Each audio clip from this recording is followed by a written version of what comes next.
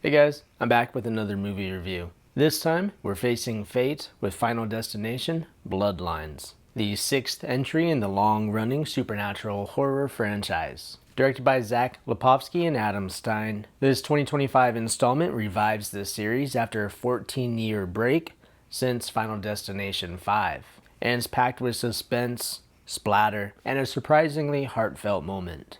So the story opens in 1968 when Iris and her fiance Paul attend the opening of Skyview Restaurant Tower. But during the event, Iris has a terrible premonition. The glass cracks, there's a gas leak, and a massive explosion kills everyone inside. But she saves everyone, and in doing so, she disrupts death's design. Fast forward to the present, and college student Stephanie begins experiencing nightmares about the collapse. Seeking answers, she returns home and reconnects with her estranged family, learning that the survivors of the original event and their descendants have all been targeted by death. With her terminally ill grandma, Iris, warning her of the curse, death is coming for our family, and the mysterious William Bloodworth re-entering the picture, Stephanie races against fate before her bloodline is completely wiped out.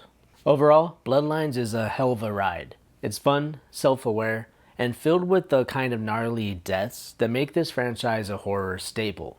The opening tower sequence is explosive, over the top, and sets the tone right away. The kills throughout are mostly creative, campy, and darkly hilarious, especially during that hospital sequence, which drew the biggest reaction from the crowd. And you can tell the filmmakers are having a lot of fun teasing out the tension with each slow pan or zoom on a seemingly harmless object.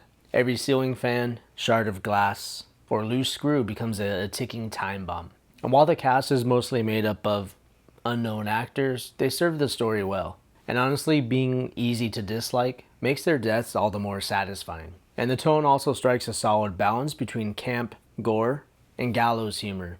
It might even be the funniest of the entries. It's the kind of movie that you want to see with a large crowd. But the one big standout is of course the return of Tony Todd as the iconic Bloodworth.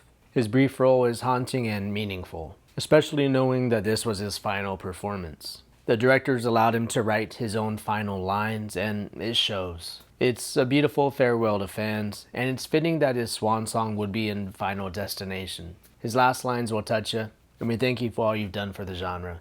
That said, this movie isn't without its cracks.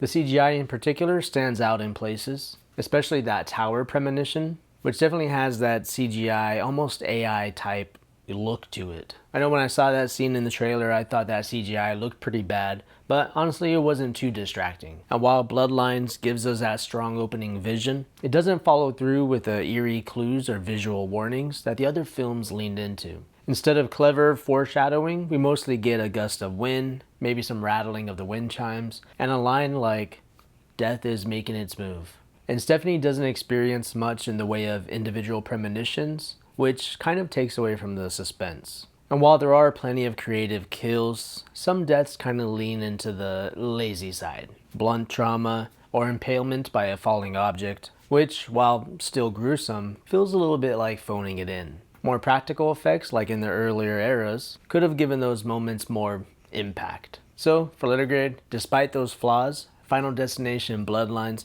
earns a B-. It's not reinventing the wheel, but it doesn't have to. It delivers what we came for: elaborate, suspenseful deaths and a morbidly fun ride. Every Final Destination movie gives us a death that we never forget, from the logging truck to the tanning bed to the escalator, and now we can add the MRI machine to the list. So for further viewing, check out Happy Death Day. It's another great example of horror with a comedic edge, built around a time loop premise and another strong female lead. Or try Drag Me to Hell, which similarly mixes supernatural punishment with stylized, over-the-top horror and pitch-black comedy. Alright guys, thanks for watching, be safe out there, and as always, see you on the next one, unless death gets to you first.